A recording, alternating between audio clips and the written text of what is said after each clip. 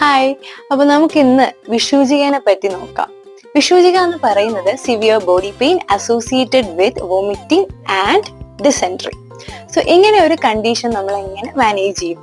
First പറയുന്നത് അഗ്നികർമ്മമാണ്. അഗ്നികർമ്മം എങ്ങനെ ചെയ്യണം? നമ്മുടെ ഹീൽ ഏരിയയില് ശലാക ചൂടാക്കിയിട്ടുള്ള അഗ്നികർമ്മം പറയുന്നുണ്ട്.